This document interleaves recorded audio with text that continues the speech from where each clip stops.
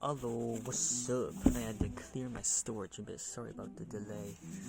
Um, let's see. We stopped here. Farber's Gauntlet is the next chapter. So as a recap, Farber fucking killed children using folic acid. Yikes, he should be in jail for that, dude. And now we come to the next chapter where Farber develops even more devious tactics to satisfy his hunger for blood. I mean, thirst for blood. Alright, enough stalling. Why did I even move this? Okay. Farber's Gauntlet, and here's two quotes again. Throughout the centuries, the sufferer from this disease has been the subject of almost every conceivable form of experimentation. The fields and forests, the apothecary shop, and the temple have been ransacked for some successful means of relief from this intractable malady. Hardly any animal has escaped making its contribution in hair or hide, tooth or toenail, thymus or thyroid, liver or spleen, in the vain search by man for a means of relief. And that's by William Bainbridge. I wish I had a name with bridge in it. That's cool. And the second quote is, "The search for a way to eradicate the scourge is left to incidental dabbling and uncoordinated research." And that is from the Washington Post themselves, 1946. There we go. Alright. 7 miles south of the Longwood Hospitals in Boston, the town of Dorchester is a typical sprawling New England suburb, a triangle wedged between the sooty industrial settlements to the west and the gray-green bays of the Atlantic to its east. In the late 1940s, waves of Jewish and Irish immigrants, shipbuilders, ironcasters, railway engineers, fishermen, and factory workers settled in Dorchester, occupying rows of brick and clapboard houses that snaked their way up Blue Hill Avenue. Dorchester reinvented itself as the quintessential suburban family town, with parks and playgrounds along the river, a golf course, a church, and a synagogue. On Sunday afternoons, families converged at Franklin Park to walk through its leafy pathways or to watch ostriches, polar bears, or tigers at its zoo. On August 16th, 1947, in a house across from the zoo, the child of a ship worker in the Boston yards fell mysteriously ill with a low-grade fever that waxed and waned over 2 weeks without pattern, followed by increasing lethargy and pallor. Robert Sandler was 2 years old. His twin, Elliot, was an active, cherubic toddler in perfect health. 10 days after his first fever, Robert's condition worsened significantly. His temperature climbed higher. His complexion turned from rosy to a spectral milky white. He was brought to Children's Hospital in Boston. His spleen, a fist-sized organ that stores and makes blood, usually barely palpable underneath the ribcage, was visibly enlarged, heaving down like an overfilled bag. What the fuck? Oh, I am not gonna sleep well tonight. A drop of blood under Farber's microscope revealed the identity of its illness. Thousands of immature lymphoid leukemic blasts were dividing in a frenzy, their chromosomes condensing and uncondensing like tiny clenched and unclenched fists. Sandler arrived at Children's Hospital just a few weeks after Farber had received his first package from Ladero. On September 6, 1947, Farber began to inject Sandler with pteroyl-aspartic acid, or PAA, the first of Lederer's antifolates. Consent to run a clinical trial for a drug, even a toxic drug, was not typically required. Parents were occasionally cursorily informed about the trial. Cursorily informed about the trial. Children were almost never informed or consulted. The Nuremberg Code for Human Experimentation, requiring explicit voluntary consent from patients, was drafted on August 9, 1947, less than a month before the PAA trial. It is doubtful that Farber and Boston had even heard of such required consent code. So yeah, that totally exonerates him from any guilt, of course. PAA had little effect. Over the next month, Sandler turned increasingly lethargic. He developed a limp, the result of leukemia pressing down on his spinal cord. Joint aches appeared, and violent migrating pains. Then the leukemia burst through one of the bones in his thigh, causing a fracture and unleashing a blindingly intense, indescribable pain. By December, the case seemed hopeless. The tip of Sandler's spleen, more dense than ever with leukemia cells, dropped down to his pelvis. He was withdrawn, listless, swollen, and pale, on the verge of death. I swear, I just disassociated, because that was so fucked. That was literally so fucked. Why didn't I even decide to do this? There was 10 other choices of books. Oh my god, I'm just questioning my life choices.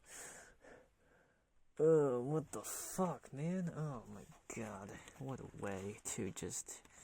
I don't want to read anymore.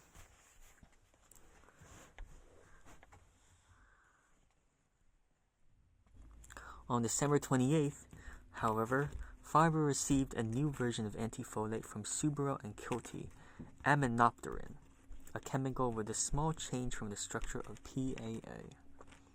Farber snatched the drug as soon as it arrived and began to inject the boy with it, hoping at best for a minor reprieve in his cancer. The response was marked. The white cell count, which had been climbing astronomically, 10,000 in September, 20,000 in November, and nearly 70,000 in December, suddenly stopped rising and hovered at a plateau. Then, even more remarkably, the count actually started to drop. The leukemic blast gradually flickering out in the blood and then all but disappearing. By New Year's Eve, the count had dropped to nearly 1/6 of its peak value, bottoming out at a nearly normal level. The cancer hadn't vanished. Under the microscope, there were still malignant white cells, but it had temporarily abated, frozen into a hematologic stalemate in the frozen Boston winter. On January 13th, 1948, Sandler returned to the clinic, walking on his own for the first time in 2 months. His spleen and liver had shrunk so dramatically that his clothes, Farber noted, had become loose around the abdomen. His bleeding had stopped. His appetite turned ravenous, as if he were trying to catch up on 6 months of lost meals. By February, Farber noted, the child's alertness and nutrition and activity were equal to his twins. For a brief month or so, Robert Sandler and Elliot Sandler seemed identical again. For a brief month. Oh, fuck. Oh, some good news, and then for a brief month. What do you think will happen, y'all? What do you think will happen? Oh, I don't know, but it doesn't seem good. It just doesn't seem good at all. And that's a break, by the way. But let's keep going. Sandler's remission, unprecedented in the history of leukemia, set off a flurry of activity for Farber. By the early winter of 1948, more children were at his clinic. A 3-year-old boy brought with a sore throat, a 2.5-year-old girl with lumps in her head and neck, all eventually diagnosed with childhood ALL. Deluged with antifolates from Yella and with patients who desperately needed them, Farber recruited additional doctors to help them. A hematologist, named Louis Diamond, and a group of assistants, James Wolfe, Robert Mercer, and Robert Sylvester. Sorry if you hear like puzzle noises. I'm just filling with puzzle pieces. I'm not actually putting them anywhere, but this text is so visceral that I actually gotta use stuff like this to like calm my nerves, because otherwise I might just be like squirming and like losing my appetite 1,000 times over. Farber had infuriated the authorities at Children's Hospital with his first clinical trial. With this, the second, he pushed them over the edge. The hospital staff voted to take all the pediatric interns off the leukemia chemotherapy unit. The atmosphere in the leukemia wards, it was felt, was far too desperate and experimental, and thus not conducive to medical education.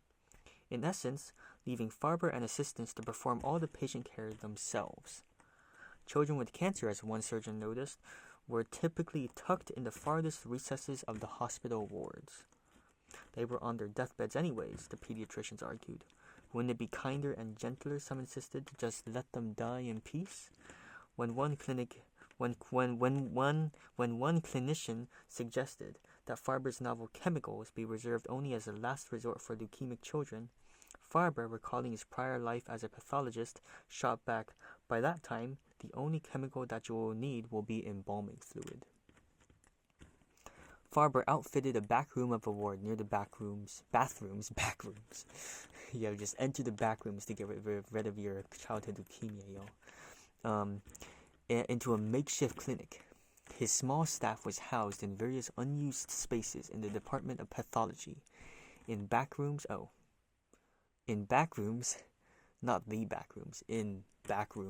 stairwell shafts, and empty offices. Institutional support was minimal.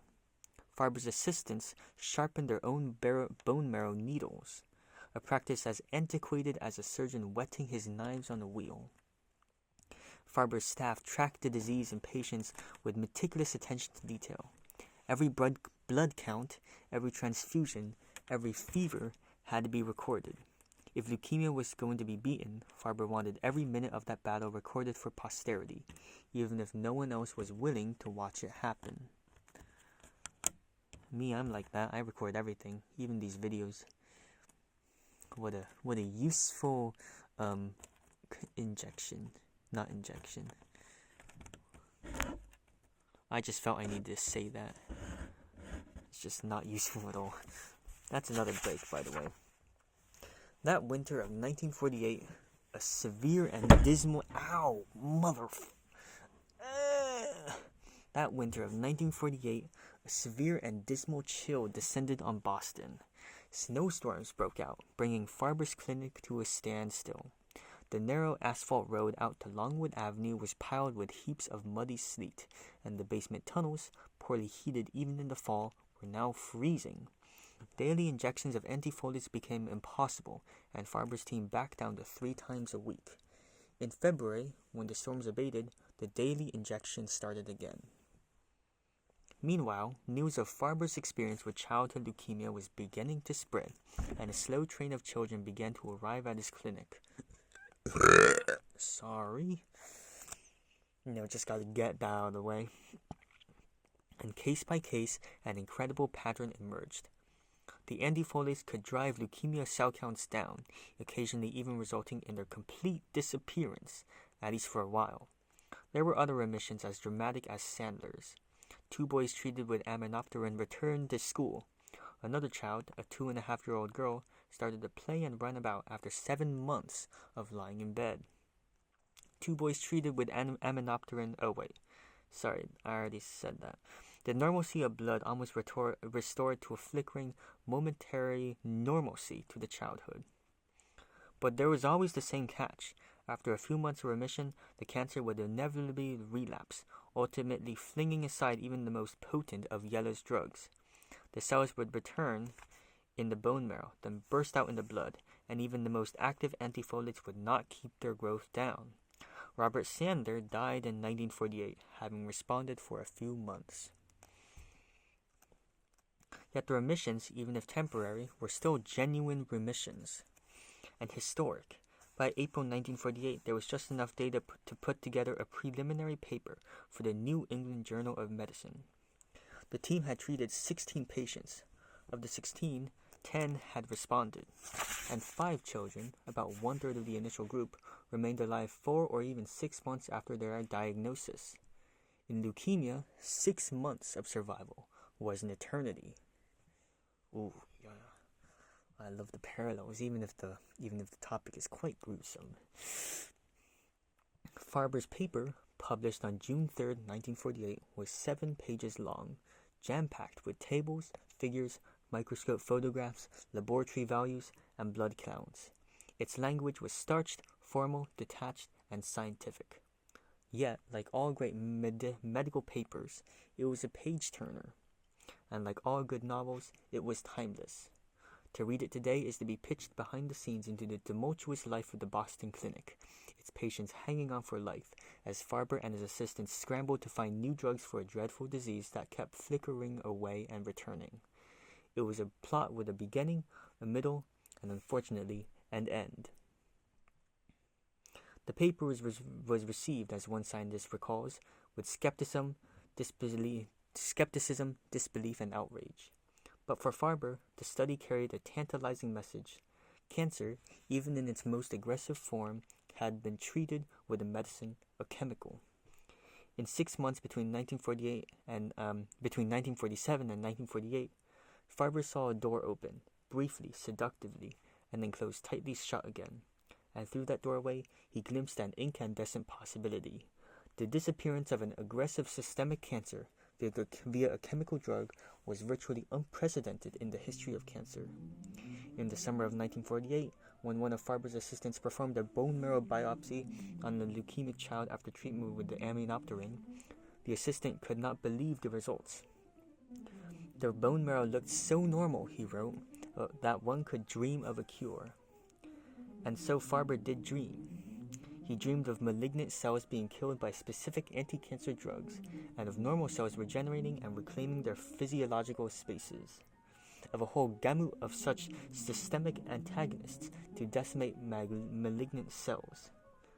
Of curing leukemia with chemicals, then applying his experience with chemicals and leukemia to more common cancers. He was throwing down a gauntlet for cancer medicine. It was then up to an entire generation of doctors and scientists to pick it up. That's very cool.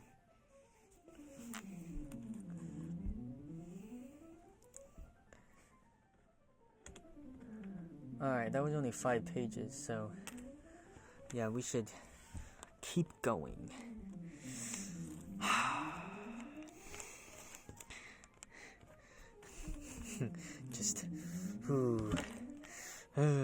Just mentally preparing myself for the next one. Alright, let's do this thing. A Private Plague. That's the title of the next chapter. A Private Plague. And there's 3 quotes here. We reveal ourselves in the metaphors we choose for depicting the cosmos in miniature. That's by Stephen Jay Gould. There's also, thus, for 3,000 years and more, this disease has been known to the medical profession, and for 3,000 years and more, humanity has been knocking at the door of the medical profession for a cure, and cure is in quotation marks. And that's by Fortune, March 1937. Ooh, a cure in quotation marks. Interesting. Now it is cancer's turn to be the disease that doesn't knock before it enters. And that's by Susan Sontag. Illness as a Metaphor. Cool. Love that. Let's go. We tend to think of cancer as a modern illness because its metaphors are so modern. It is a disease of overpopulation, of fulminant growth, growth unstoppable, growth tipped into the abyss of no control. Modern biology encourages us to imagine the cell as a molecular machine.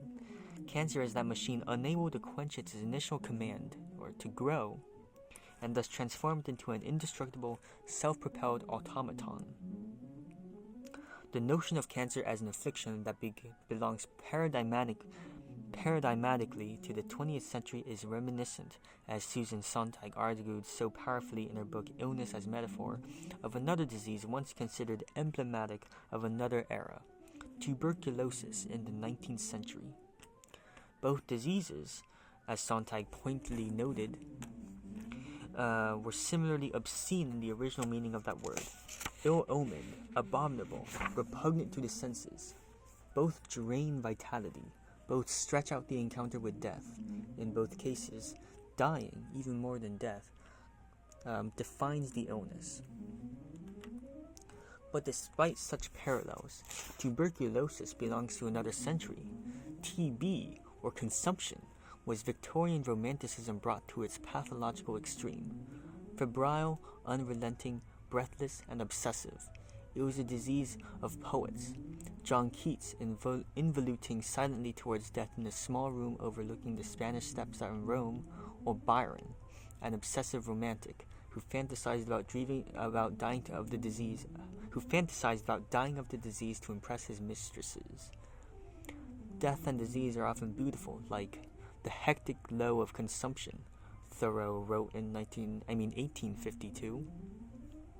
In Thomas Mann's The Magic Mountain, this hectic glow releases a feverish creative force in its victims, a clarifying, edifying, cathartic force that, too, appears to be charged with the essence of its era. Cancer, in contrast, is riddled with more contemporary images. The cancer cell is a desperate individualist, in every possible sense, a nonconformist, as the surgeon writer Sherwin Nuland wrote. The word metastasis, used to describe the migration of cancer from one site to another, is a curious mix of meta and stasis, beyond stillness in Latin, an unmoored, partially unstable state that captures the peculiar instability of modernity. If consumption once killed its victims by pathological evisceration, the tuberculosis bacillus gradually hollows out the lung, then cancer asphyxiates us by filling bodies with too many cells. It is consumption in its alternate meaning, the pathology of excess. Cancer is an expansionist disease. It invades through tissues, sets up colonies in hostile landscapes, seeking sanctuary in one organ and then immigrating to another. It lives desperately, inventively, fiercely, territorially, candidly, and defensively, at times as if teaching us how to survive. To confront cancer is to encounter a parallel species, one perhaps more adapted to survival than even we are. Oh, interesting. This image as cancer as our desperate, malevolent, contemporary doppelganger is so haunting because it is at least partially true. A cancer cell is an astonishing perversion of the normal cell. Cancer is a phenomenally successful invader and colonizer, in part because it exploits the very features that make us successful as a species or as an organism. Like the normal cell, the cancer cell relies on growth in the most basic elemental sense, the division of one cell to form two. In normal tissues, this process is exquisitely regulated, such that growth is stimulated by specific signals and arrested by other signals. In cancer, unbridled growth gives rise to generation upon generation of cells. Biologists use the term clone to describe cells that share a common genetic ancestor. Cancer, we now know, is a clonal disease. Nearly every cancer originates from one ancestral cell that having acquired the capacity of limitless cell division and survival, gives rise to limitless numbers of descendants. Virchow's omnis cellula is cellula is cellula, repeated ad infinitum. Simultaneously, I feel like I'm reading fantastically, but at the same time, my throat is beginning to complain again.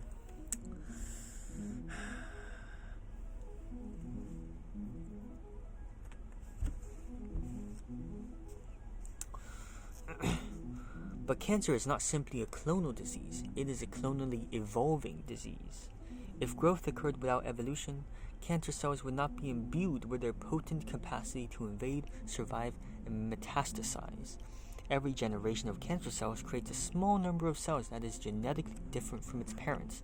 When a chemotherapeutic drug or the immune system attacks cancer, mutant clones that can resist the attack grow out. The fittest cancer cell survives. This mirthless, relentless cycle of mutation, selection, and overgrowth generates cells that are more and more adapted to survival and growth. In some senses, the mutations speed up the acquisition of other mutations. The genetic instability, like a perfect madness, only provides more impetus to generate mutant clones. Cancer thus exploits the fundamental logic of evolution unlike any other illness.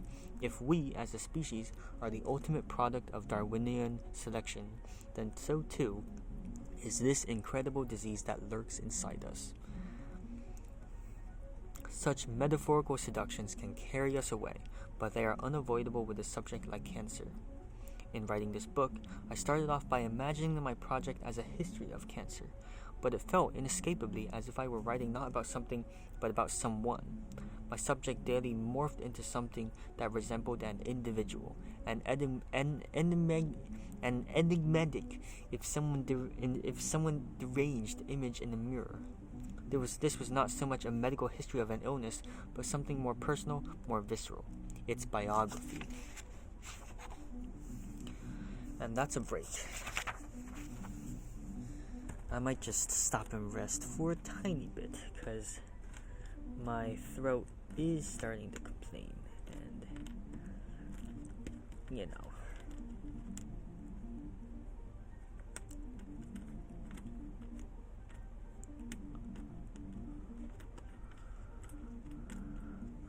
This one goes there.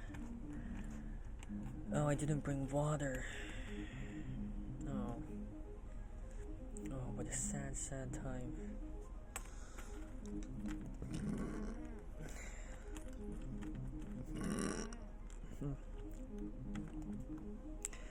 In any case, let's keep going.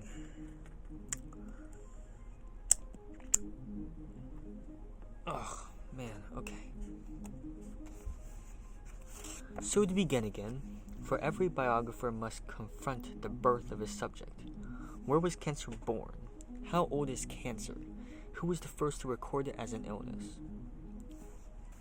In 1862, Edwin Smith, an unusual character, part scholar and part huckster, an antique forger and self-made Egyptologist, bought, or some say stole, a 15-foot-long papyrus from an antique seller in Luxor in Egypt. The papyrus was in dreadful condition, with crumbling yellow pages filled with cursive Egyptian script. It is now thought to have been written in the 17th century BC, a transcript of a manuscript dating back to 2500 BC.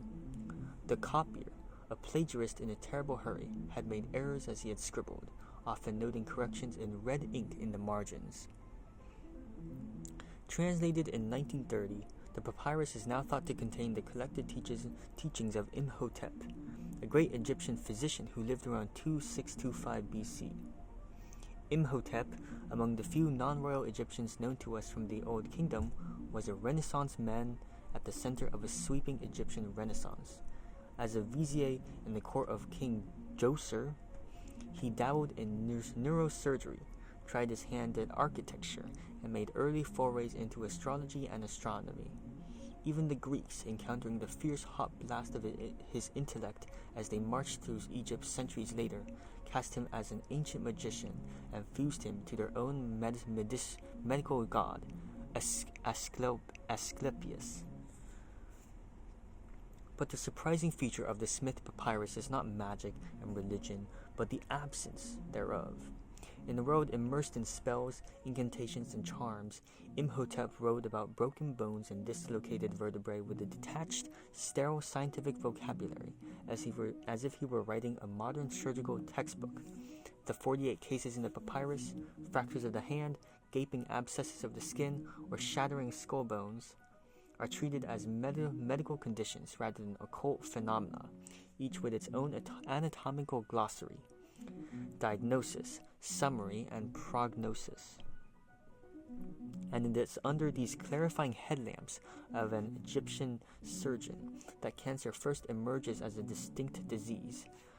Describing case 45, Imhotep advises, if you examine a case having bulging masses on the breast and you find that they have spread over his breast, if you place your hand upon the breast and find them to be cool, there being no fever at all therein where your hand feels him, they have no granulations, contain no fluid, give rise to no liquid discharge, yet they feel protuberant to your touch, you should say concerning him, this is a case of bulging masses I have to contend with.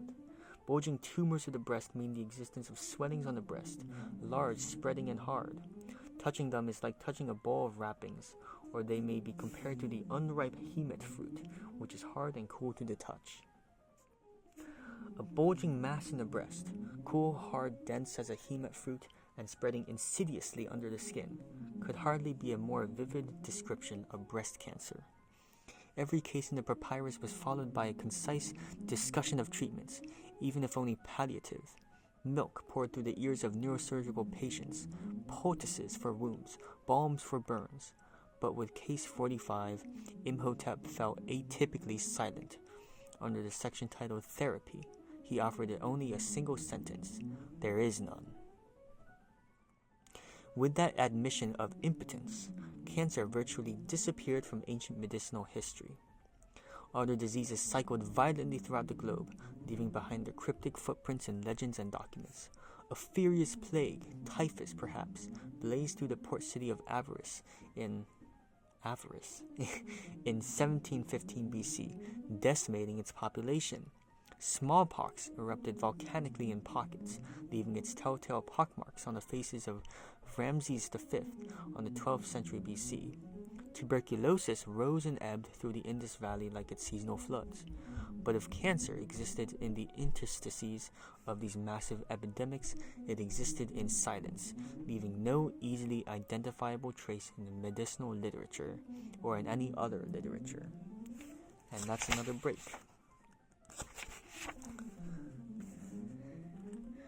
"32 minutes.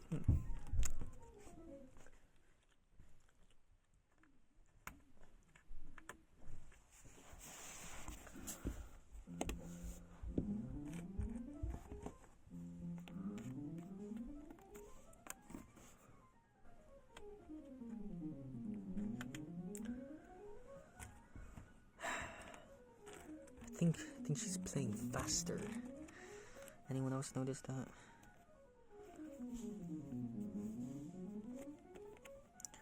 She's probably very frustrated. She's just venting on the piano.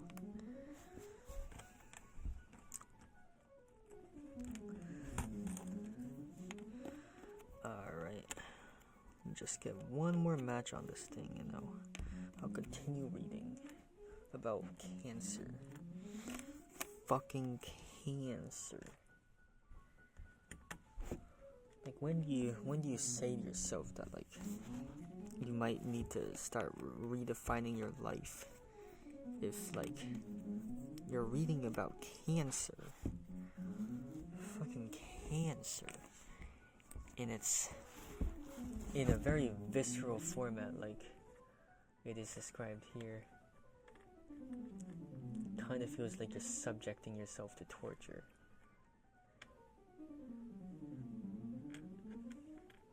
But I mean, you gotta understand this shit, right? It's like profound and shit. I'm not being sarcastic, by the way. That did seem sarcastic.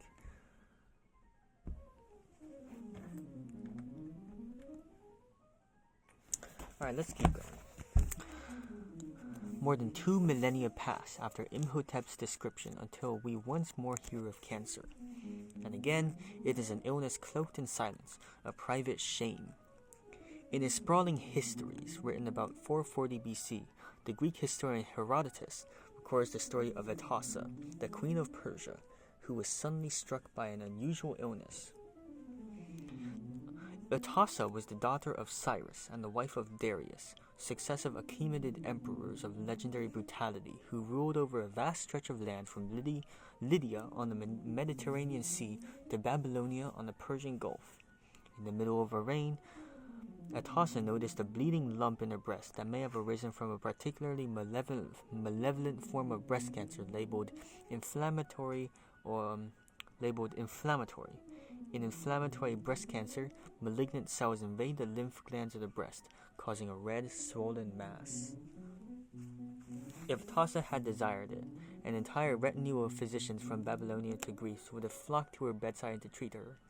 Instead, she descended into a fierce and impenetrable loneliness. She wrapped herself in sheets, in a self-imposed quarantine. Darius's doctors may have tried to treat her, but to no avail. Ultimately, a Greek slave named Democedes persuaded her to allow him to excise the tumor. Soon after that operation, Atossa mysteriously vanishes from Herodotus' text. For him, she is merely a minor plot twist. We don't know whether the tumor recurred or how or when she died, but the procedure was at least a temporary success. Atossa lived, and she had Democedes to thank for it, and that reprieve from pain and illness whipped her into a frenzy of gratitude and territorial ambition. Darius had been planning a campaign against Scythia on the eastern border of his empire.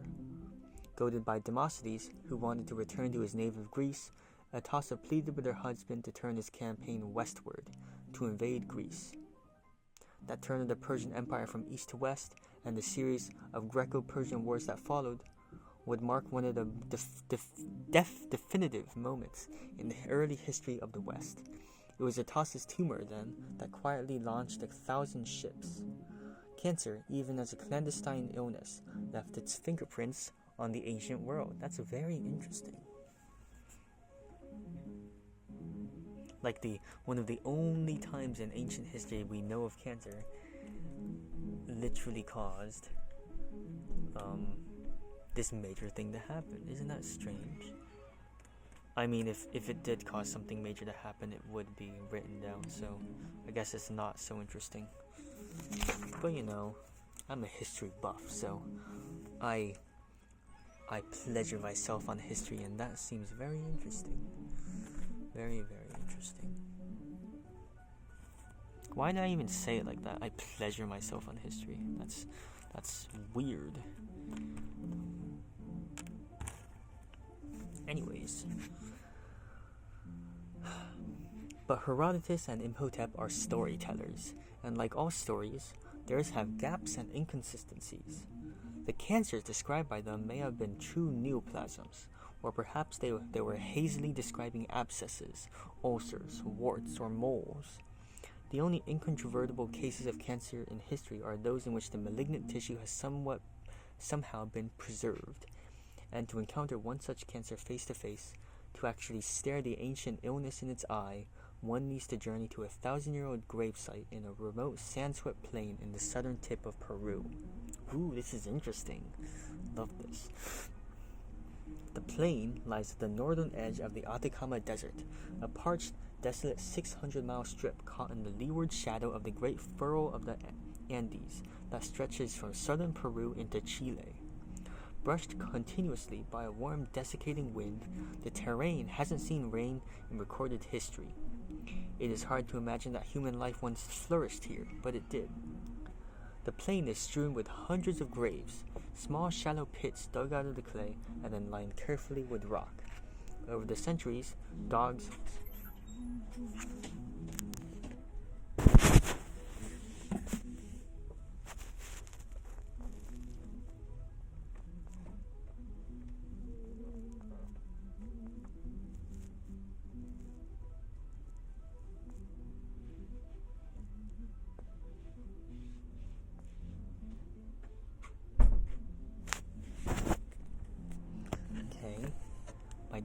just coming to pick up his snow boots. Alright. Over the centuries, dogs, storms, and grave robbers have dug out these shallow graves, exhuming history.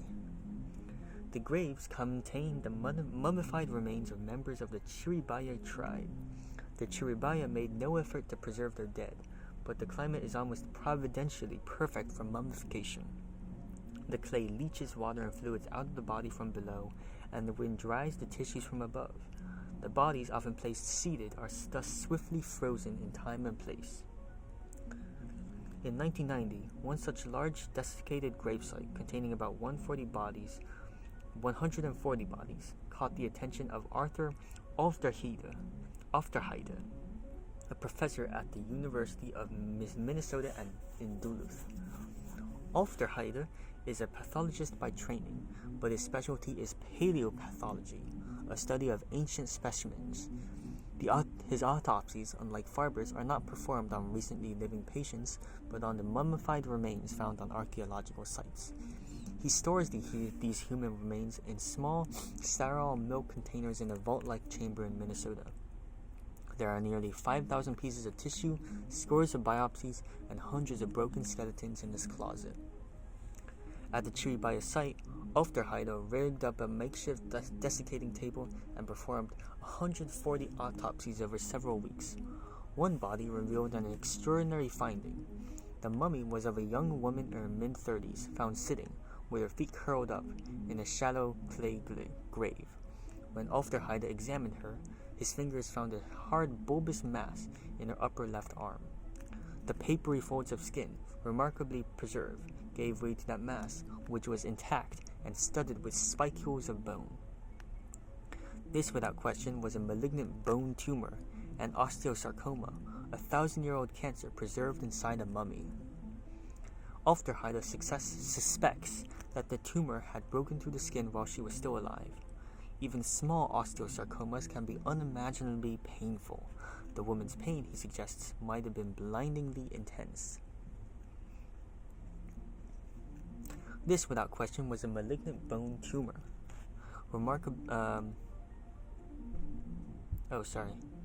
I read the wrong thing. Aufderheide isn't the only paleopathologist to have found cancers in mummified specimens. Bone tumors, because they form hardened and calcified tissue, are vastly more likely to survive over centuries and are best preserved. There are other cancers found in mummies where the malignant tissue has been preserved. The oldest of these is an abdominal cancer from Dakhleth in Egypt from about 400 AD, he said. In other cases, paleopathologists have not found the exact actual tumors, but rather signs left by tumors in the body. Some skeletons were riddled with tiny holes created by cancer in the skull or the shoulder bones, all arising from metastatic skin or breast cancer.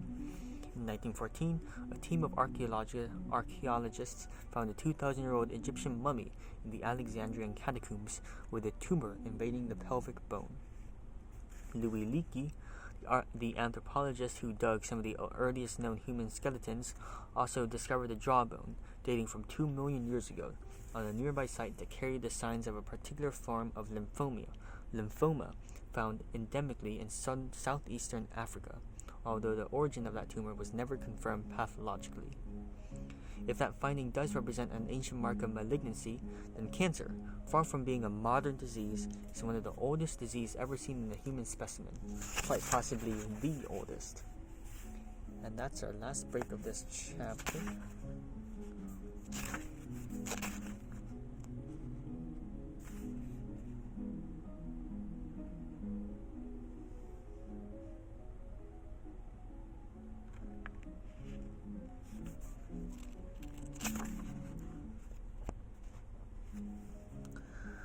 Alright, let's finish this. The most striking finding, though, is not that cancer existed in the distant past, but that it was fleetingly rare. When I asked Aufderheide about this, he laughed. The early history of cancer, he said, is that there is very little early history of cancer. The Mesopotamians knew their migraines. The Egyptians had a word for seizures. A leprosy-like illness, tsarat, is mentioned in the book of Leviticus. The Hindu Vedas have a medical term for dropsy, and the god is specifically dedicated to smallpox. Tuberculosis was so omnipresent and familiar to the ancients that, as with ice and the Eskimos, distinct words exist for each incarnation of it. But even common cancers, such as breast, lung, and prostate, are conspicuously absent. With a few notable exceptions, in that vast stretch of medicinal history, there is no book or god for cancer. There are several reasons behind this absence. Cancer is an age-related disease, sometimes exponentially so. The risk of breast cancer, for instance, is about 1 in 400 for a 30-year-old woman and increases to 1 in 9 for a 70-year-old. In most ancient societies, people didn't live long enough to get cancer. Men and women were long consumed by tuberculosis, dropsy, cholera, smallpox, leprosy, plague, or pneumonia. If cancer existed, it remained submerged under the sea of other illnesses. Indeed, cancer's emergence in the world is the product of a double negative. It becomes common only when all other killers themselves have been killed. 19th century doctors often linked cancer to civilization. Cancer, they imagined, was caused by the rush and whirl of modern life, which somehow incited pathological growth in the body. The link was correct, but the causality was not. Civilization did not cause cancer, but by extending human lifespans, civilization unveiled it.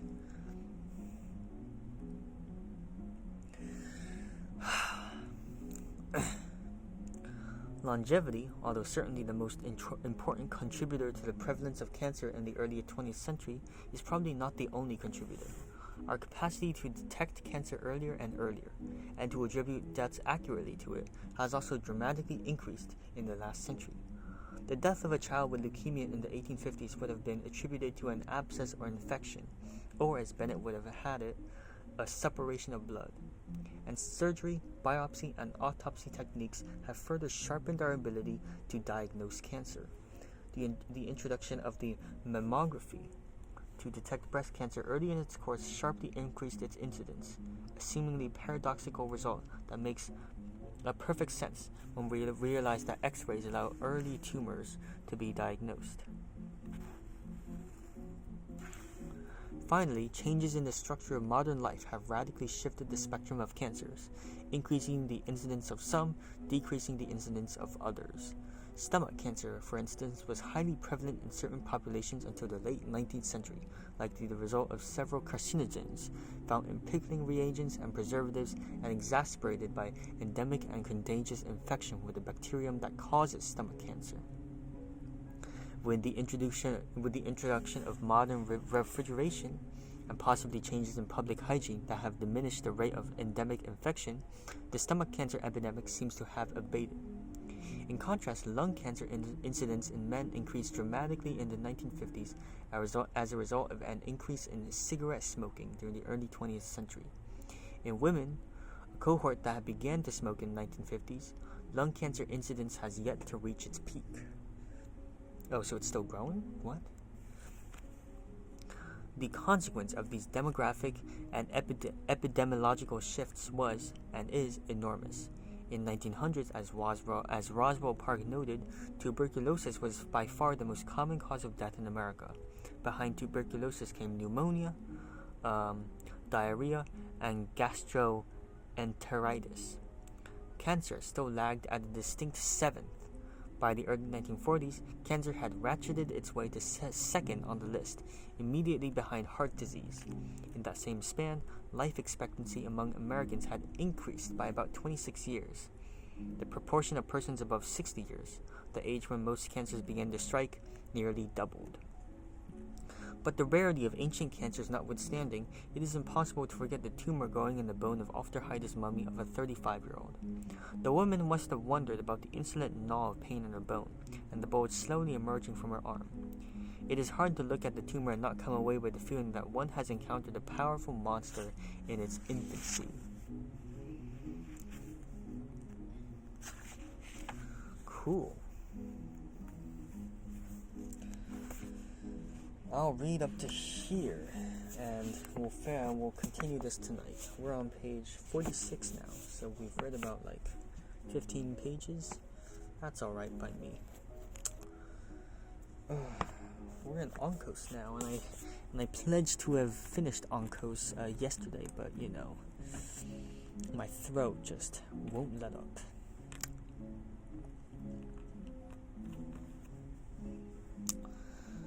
Okay. Alright, I'll see you guys later. Maybe tonight, possibly. And we'll continue this then. I already spoke about that, so why am I still recording? Alright, see ya.